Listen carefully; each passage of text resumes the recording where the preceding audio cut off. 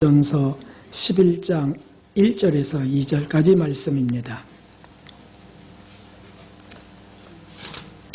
하나님 말씀은 고린도전서 11장 276쪽, 신약성경 276쪽 정도에 있습니다.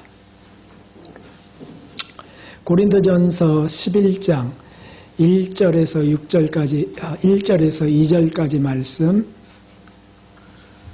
찾으셨으면 우리 함께 읽도록 하겠습니다. 내가 그리스도를 본받는 자 된 것 같이 너희는 나를 본받는 자 되라. 너희가 모든 일에 나를 기억하고 또 내가 너희에게 전하여 준 대로 그 유전을 너희가 지킴으로 너희를 칭찬하노라. 아멘. 할렐루야.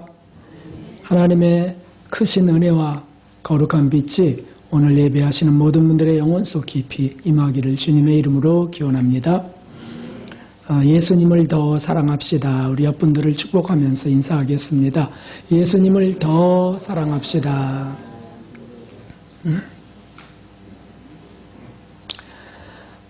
오늘은 우리가 이제 이 예배 후에 성지로 나아가서 순례하면서 자연 속에서 예수님을 더 깊이 느끼며 그 사랑을 받는 복된 날입니다. 좀 아쉬운 것은 우리 신교, 개신교의 성지도 이렇게 곳곳에 아름답게 마련되었으면 좋겠습니다. 캐톨릭은 그런 사업이 매우 활발하게 형성되고 있습니다. 어떤 이들은 이런 성지 순례를 이상하게 생각하기도 합니다. 우상 숭배라고 극단적으로 생각하는 분들도 계시죠. 그리고 이렇게 말합니다. 예수님만 바라보고 성경만을 바라봐야지 왜 사람을 경배하냐고 합니다. 그러나 그것은 오해입니다. 예수님만 바라보고 성경만을 보아야 한다는 그 성경 말씀이 오늘 분명히 우리에게 말씀하고 계십니다. 그것이 무엇입니까? 내가 그리스도를 본받는 자 된 것 같이 너희는 나를 본받는 자 되라 하는 말씀이 성경이라는 것이죠. 고린도전 4장에도 이런 말씀이 있습니다. 함께 읽어보겠습니다. 그리스도 안에서 1만 스승이 있으되 아비는 많지 아니하니 그리스도 예수 안에서 복음으로써 내가 너희를 낳았음이라. 그러므로 내가 너희에게 권하노니 너희는 나를 본받는 자 되라. 아멘. 이제 우리가 갑론을박할 필요는 없습니다. 성경 말씀이 진리요 답이라면 결론은 난 것입니다. 성경은 예수님을 본받으라 하시고 또 예수님을 본받아 사는 사람들을 본받으라고 말씀하고 계십니다. 이게 성경인데 우리가 혹 오해하고 있는 것이 있다면 수정돼야 되는 것이죠. 우리가 가끔씩 성지를 찾는 이유는 바로 거기에 있습니다. 이것은 구교이든 캐톨릭이든 신교이든 상관이 없습니다. 거기에 예수님 따르게 본받을 만한 신앙의 향기가 그곳에 있다면, 맡을 수 있다면 그곳에 은혜가 있는 것입니다. 물론 캐톨릭을 전체 다 본받아야 할 것은 아닙니다. 캐톨릭을 본받지 말아야 될 것들도 있습니다. 그 잘못들이 있죠. 그것이 뭡니까? 제사를 진행한다, 제사를 드리게 한다 할지, 신사 참배를 전체적으로 국가적으로 하게 했던 것, 허용됐던 것, 이런 건 다 비성경적이죠. 또 교황 모류설, 이것은 잘못돼도 한참 잘못됐죠. 교황이 결정하는 것은 오류가 없다. 세상에 그런 게 어디 있습니까? 잘못이 다 있을 수 있죠. 그리고 더 잘못된 것이 있는데 그것은 마리아 숭배입니다. 그래서 마리아 공동 구세주론을 펴는 일부 사제들, 전체가 아니고 일부 사제들은 잘못된 것이 분명합니다. 마리아 예수님의 어머니는 존경받을 여인으로서 예수님의 어머니지 우리의 죄를 대신 짊어지고 해결할 수 있는 분은 아니십니다. 구원은 오직 예수님밖에는 있을 수 없습니다. 이것은 목에 칼이 들어올지라도 타협할 수 없는 성경의 진리요 구원의 진리인 것이죠. 사도행전 4장 12절에 분명히 말씀하고 있습니다. 함께. 다른 이로서는 구원을 얻을 수 없나니 천하 인간의 구원을 얻을 만한 다른 이름을 우리에게 주신 일이 없음이니라 하였더라. 아멘. 그러므로 개인적으로 마리아 그분을 나는 존경해 예수님의 어머니셨지 않았는가. 그래서 그분이 얼마나 고통당하셨는지, 그분이 얼마나 희생하셨는지 이런 걸 우리가 흠모하면서 본받을 수는 있지만 그분은 구세주가 아니라는 거죠. 예수님만이 구세주예요. 우리의 죄를 사하시고 용서하시고 구원할 주님이시라는 것이죠. 그러므로 저런 문제들이 아니라면 제사, 신산배, 규황, 모리설, 마리아, 공동구세주로 이런 게 아니라면 구교든 신교든 예수님을 닮아가려 노력하는 사람들을 우리는 다 존경해야 합니다. 그것이 영혼의 유익이 되죠. 서로 구교든 신교든 고쳐야 될 것들은 있습니다. 우리 신교도 얼마나 많은 문제를 안고 있습니까? 오늘날 교회 대형주의, 그리고 교권주의 이런 것들이 얼마나 많습니까? 세습주의. 그러나 구교도 역시 그런 문제들은 있는 거죠. 장단점들도 있습니다. 단점들은 제거하고 장점들은 본받아가야 되는 것이죠. 사도 바울과 같은 성인들을 존경하는 것은 어떤 것일까요? 그것은 하나님이 기뻐하시는 겁니다. 오늘 성경 말씀이 그것입니다. 성령의 감동으로 기록한 이 성경 말씀 속에 우리가 하나님을 사랑하고 하나님을 사랑한 이들을 또 존경하는 그런 것들을 말씀하고 계세요. 숭배, 우리 신앙의 주인으로서 구세주로 숭배하는 것은 오직 예수님께지만 공손히 존경하고 배우는 것들은 얼마든지 할 수 있다는 뜻입니다. 그러므로 오늘날 스승을 우리는 가져야 되는 거예요. 영적인 스승들, 그것이 책 속에 있는 신앙의 위인이든 성경 속의 인물이든 나의 스승, 물론 대스승은 예수님밖에 안 계십니다. 그러나 내게 조언해 줄 수 있고 내가 삶의 롤 모델로 삼을 수 있는 스승들은 두는 것이 참으로 유익한 것이죠. 스승이 없는 시대, 그것은 얼마나 삭막하겠습니까? 오늘날 젊은이들에게도 스승이 없어서, 존경할 만한 스승이 없어서 교회 줄에도 세우지 않고 그냥 본인들끼리 모여서 하는 경우도 있지 않습니까? 물론 부모가 존경스럽다면 부모에게 주례를 부탁해도 되는 일이지만 말이죠.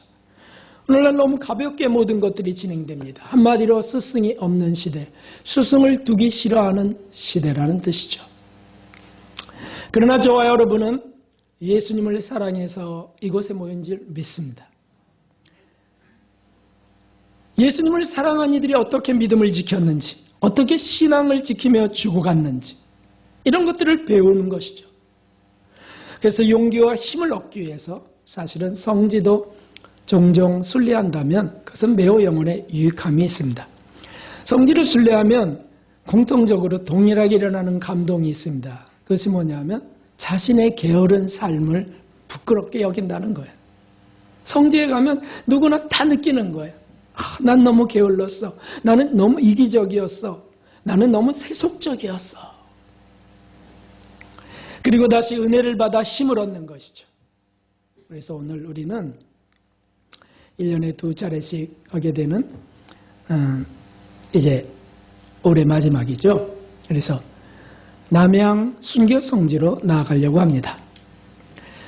이 남양 순교 성지는 한국 최초의 기독교였던 천주교회가 먼저 들어왔죠.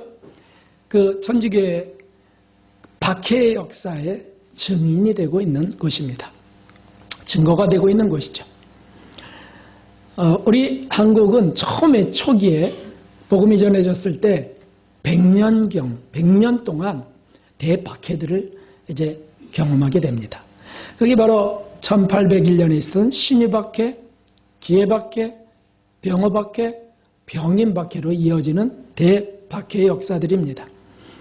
특히 병인년 그 박해 때, 대박해 때는 1만여 명이 순교를 당하게 됩니다. 여러분 1만여 명이 얼마나 많은 숫자인지를 아시나요? 당시 한국 교인들의 총수가 2만 3천여 명이었습니다. 그러므로 50%가 죽어갔다는 거, 50%가. 둘 중에 하나는 순교당하는 겁니다. 산 사람들도 배교한 사람들이 물론 있었지만 말이죠. 얼마나 잔악한 바퀴였는지. 그래서 저 절두산 순교 성지도 있지 않습니까? 그 새남터. 거기에서 미쳐 다 죽일 수가 없어서 그냥 강물로 묶어서 던져서 수장시켜버린 그런 순교지죠. 바로 이 병인 대박해 때 지금 남양 더호부에 있는 많은 신자들이 끌려와 순교를 당하게 됩니다. 양반 신분의 사람들은 서울로 한양으로 입성합니다. 거기서 재판받게 했지만 신분이 낮은 분들, 평민이나 종의 신분 이런 분들은 지방에서 이제 순교를 감행했는데, 그런데 남양 이곳에서 모진 매질을 하고 배교를 강요하고 여기서 응하지 않은 신자들은 지금 남양 성지 그 자리에서 목매달아 죽였던 것이죠. 이 남양 순교 성지에 순교자들이 몇 분 있습니다. 여기에 두 부부들이 있었는데 두 부부, 대조적인 두 부부입니다. 여기 혹시 지금 부부로 오신 분들은 주목하시기 바랍니다. 또 우리 학생들, 청년들, 나는 어떤 배필을 만나야, 나는 어떤 애인을 만날까 하면은 주목해 주시기 바랍니다. 먼저는 김빌리포 부부입니다. 김빌리포, 빵마리아 부부, 이분들은 충청도 중인 집안에서 태어났습니다. 평민으로 태어났습니다. 어렸을 때부터 할머니로부터 신앙을 전수받게 되고 교리를 들었습니다. 그러나 처음에는 부모의 반대로 신앙생활을 제대로 못했습니다. 그러나 점점 나이가 들어가면서 굳게 신심을 갖게 되고요. 그리고 사랑을 실천하게 됩니다. 부친도 마음이 돌아서서 이렇게 아름다운 게 이게 신앙이란 말인가? 그래서 신앙을 갖게 되는 것이죠. 그래서 온 가족들이 다 세례를 받게 됩니다.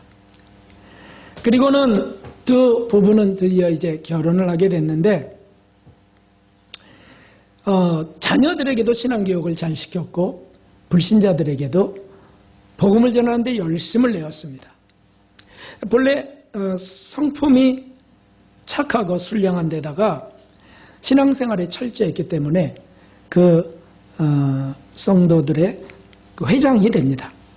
그런데 드디어 병인 박해가 시작됩니다. 1866년이죠. 그래서 붙들려 갔습니다. 피신했지만 잡혀가는 겁니다. 그때 빌리포 이 남편은 아내와 함께 기도를 하고 있었는데 포졸들이 들이닥쳤습니다. 그리고는 기도를 다 마친 뒤에 스스로 그들 앞으로 나아갔습니다. 그대들이 찾던 신자가 바로 여기 있어. 그래서 포졸들은 이 빌리포를 바로 체포했지만은 아주 편하게 체포한 거죠. 그러나 체포하자마자 당당하게 나오는 그를 심하게 매질을 하고 믿음을 포기하라 그러고, 그리고는 그 자리에서 그 마당에서 신자들과 교회 서적이 어디에 있는지 대라 라고 다그칩니다. 그때 이 빌리포 이 남편은 이렇게 말합니다. 이렇게 체포되었다고 어찌 하나님을 믿지 않겠는가? 우리를 내시고 기르시며 사후에 심판하실 주님을 마땅히 힘을 다해 공경해야 합니다. 라고 하면서 신앙을 지키는 겁니다. 순교를 지키는 것이죠. 그러자 포졸들은 안 되겠다 해갖고 빌리포를 이제 수갑을 채워 묶어서 포승줄로 묶어서 남양으로 압송하게 됩니다. 그때 그의 아내 빵마리아라는 그 아내는 포졸들이 살려주려고 해요. 들어가라고. 그 마을도 알고 있지 않았습니까? 선량한 부부였고 참으로 사랑이 많은 부부였다고 하는 걸. 그러므로 들어가라는 거예요. 가족들에게 가라. 그러는데 남편을 따라가 함께 죽겠습니다. 라고 믿음을 고백합니다. 그래서 둘을 한꺼번에 데리고 와갖고 옥에 한 달 정도 가둬두면서 문초와 형벌을 심하게 이제 하게 됩니다. 그러나 신앙을 굽히지 않았습니다. 그리고 교회 일은 하나도 입 밖에 내지 않았습니다. 누구 마을 사람들 가운데 누가 신자야? 이럴 때 입을 꾹 다뭅니다. 그리고는 오직 예수님이 우리의 구세주입니다. 우리의 죄를 용서하실 수 있는 분입니다. 그분을 마땅히 공경하고 그분을 믿어야 됩니다. 라고 합니다. 그러다가 1868년에 8월에 드디어 부부가 함께 교수형으로 순교를 당하게 됩니다. 그때 나이는 동갑이라 그래요. 57세였습니다. 참 아름다운 마무리를 부부가 함께 한 것입니다. 그분들은 지금 어디에 있을까요? 요한계시록 15장에 보면 순교자들이 가는 지역이 있습니다. 천국에 순교자들이 가는 아주 높은 천국이 있습니다. 그게 유리바닷가라고 기록되어 있습니다. 유리바닷가에 부부가 함께 순교자로서 지금 영원한 즐거움, 영원한 기쁨, 영원한 행복과 사랑 속에 그들은 지금 하나님을 찬미하고 있습니다. 그것은 영원한 세상이에요. 여기는 찰나의 세상이에요. 여기는 기껏 100년 정도 살면 끝나는 겁니다. 거기는 영원한 세상이에요. 그걸 포기할 수는 없었던 거죠. 이 부부는 서로에 대한 굳은 신뢰심을 바탕으로 사랑하며 살다가 주님을 증거하면서 죽기까지 몸과 마음이 늘 함께하기를 희망했습니다. 이분들의 이러한 믿음과 사랑은 오늘날에 정말 경종이 됩니다. 오늘 이혼율이 얼마나 급증합니까? 가정 파괴가 얼마나 심각합니까? 아까 말씀드린 것처럼 부모를 존경하지 않습니다. 스승도 두지 않습니다. 어느 대학교에서 인터뷰한 것 가운데 이런 것도 있지 않습니까?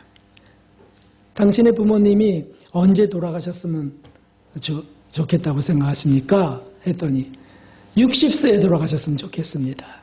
왜 그렇게 일찍? 그래야 그분들이 벌어놓은 걸 우리가 쓰지 않습니까? 얼마나 비참한 얘기입니까, 이거? 지금 시대가 그런 거라는 거예요. 어떤 학생은 장래 꿈이 뭐냐고 물었더니 재벌 2세인데요. 안 될 것 같아요. 왜 안 되냐고. 우리 아버지가 노력을 안 해요. 라고 했다는 거죠. 참 정말 엉뚱한 시대요. 비정한 시대입니다. 이러한 때에 우리들의 신앙과 가정을 되돌아보게 하는 것. 이것들이 바로 예수님이요. 예수님을 사랑한 성인들이요. 순교자들이라는 사실이죠. 오늘 우리는 그것으로 가려고 합니다. 그래서 남양 순교성제에 간다면 묵상하면서 나도 이렇게 예수님을 사랑해야지. 나도 이분들이 갔던 길을 걸어야지. 이런 마음을 갖고 기도하면서 걷는다면 파란 하늘이 천국의 하늘처럼 보일 것입니다. 그 밝은 빛을 받으시는 복되는 종이 있으시길 주님의 이름으로 축원합니다. 그러나 반면에 부부의 신심이 깨어지고 죽음으로 갈라선 이들도 있습니다. 김홍서 부부입니다. 이 김홍서 부부는 수원 갈매리 사람이었는데 역시 1868년 아내와 함께 붙들리게 됩니다. 그런데 그 고문하는 것을 보면서 또 유혹을 받으면서 놀랍게도 아내는 배교하여서 풀려나 버리고 말았습니다. 누가 풀려났어요? 아내가 풀려났다는 거예요. 김홍서 남편은 끝내 배교하지 않았습니다. 결국에 김빌리뽀 부부와 함께 그는 순교됐는데 그때 나이는 38세였습니다. 그 아내는 약삭빠르게 이유가 많이 있었겠죠? 그래서 가족을 살려야 된다느니 또 뭐 부모님이 계시다느니 꼭 이렇게 하는 게 믿는 걸까요? 뭐 이런 거 있지 않습니까? 이런 게 꼭 바른 신앙생활일까요? 이렇게 회의적인 것에 빠져버립니다. 그래서 배교해버리고 말아요. 부부가 갈라쓰는 거예요. 참으로 안타깝고 마음이 아픕니다. 사랑하는 성도 여러분, 지금 우리가 잘 사는 것 같아도 여기까지 오신 걸 본다면 정말 훌륭하신 겁니다. 잘 가고 계신 게 맞습니다. 그러나 끝까지 잘 가는 게 진실로 중요합니다. 잘 가다가 배교에서 멸망로로 가서는 안 됩니다. 철로역정에 나온 멸망로와 위험로, 천국 입구에 멸망로와 위험로가 있다고 하지 않았습니까? 그 문에서는 지옥으로 직결되는 곧바로 떨어지는 길이 나 있다라고는 하는 거죠. 어떤 일이 있던 끝까지 천국 가는 길을 주님 사랑으로 달려가는 저 여러분 우리 모두가 되기를 주님의 이름으로 다시 한번 기원합니다. 어떤 이들은 참으로 큰 손해를 봅니다. 아까 서두에 말씀드렸던 것처럼 그의 오해와 자만심 때문이죠. 예수님만 바라봐야지 왜 사람들을 바라보느냐 이렇게 비판하는 사람들 속에는 여기 지금 1절에는 사도를 닮으려 하는 마음이 없다는 거죠. 사도 사람이니까 예수님을 그렇게 사랑한다면 예수님을 사랑했던 사람들을 존경해야 되는 건 당연한 거 아닙니까? 예수님을 닮으려고도 하지도 않고 예수님을 사랑했던 이들을 본받으려 하지도 않고 그런 이들이 비판을 잘합니다. 그리고는 하는 소리는 바울 신학이니 뭐 그건 베드로 신앙 아니냐고 이렇게 하면서 자기는 높은 차원의 신앙생활을 하고 있다고 자만하는 사람들이 있습니다. 이들이 누구냐 하면 오늘 본문의 2절에 있는 내가 너에게 전하여 준 대로 그 유전을 지키지 않는 사람들이라는 거죠. 신앙의 유산을 받지 않는 사람들. 사실 그런 사람들은 고린도전서 10장 32절에 이렇게 말씀하셨습니다. 어떤 사람들이라고요? 읽어보겠습니다. 유대인에게나 헬라인에게나 하나님의 교회나 거치는 사람들입니다. 자꾸 거쳐서 넘어지게 하는 사람들이에요. 신앙생활에 회의를 일으키는 사람들이에요. 마귀의 편에 쓴 사람들이죠. 거치는 사람들이 되어서는 안 되죠. 함께 잘 갈 수 있도록 돕는 사람들이 되어야 되지 않습니까? 이들은 말만 많은 사람들입니다. 이 말 저 말 아주 말은 잘하는 사람들이에요. 성경은 분명히 규명하고 있습니다. 하나님의 나라는 말에 있지 아니하고 오직 능력에 있음이라. 아멘. 이 능력이 무엇입니까? 사랑하는 능력이고요. 용서하는 능력이고요. 그리고 죽음도 두려워하지 않는 능력입니다. 참 신앙은 거기에 있습니다. 그러므로 오늘 우리는 그 그리스도의 향기가 진하게 배어있는 곳으로 가려고 합니다. 그렇게 그리스도의 향기가 진하게 배어 나오는 것을 성지라고 하는 것이죠. 그래서 그것 기도하면 더 집중이 잘 되고요. 마음이 더 숙연해지고 내 주님 사랑이 얼마나 부족했던지 돌아보는 계기가 되죠. 세상이 그 무엇보다도 예수님을 가장 사랑한 이들의 발자취를 나도 걷고자 하는 많은 사람들이 쾌락하며 미지근한 신앙으로 연명해 갈 때 이들은 열과 성이 사랑을 다해서 죽어갔습니다. 주님을 사랑했습니다. 많은 사람들이 닥치는 위협 속에서 신앙을 포기해 갈 때 이들은 목숨을 걸었습니다. 한국의 교회가 전 세계에서 가장 빠른 부흥을 일으키고 가장 많은 선교사들을 배출하는 작은 이 나라가 그런 선교국이 되는 이유는 이런 믿음의 선진들이 있었기 때문입니다. 그들을 따라가는 것이죠. 예수님이 분명히 말씀하셨습니다. 우리 함께 큰 소리로 읽어보겠습니다. 마태복음 16장 25절 누구든지 제 목숨을 구원코자 하면 잃을 것이요 누구든지 나를 위하여 제 목숨을 잃으면 찾으리라. 아멘. 아멘이죠. 기껏 몇 년 더 살겠다고 비겁하게 살아서는 안 되겠습니다. 영원한 세계를 어떻게 몇 년과 바꾸겠습니까?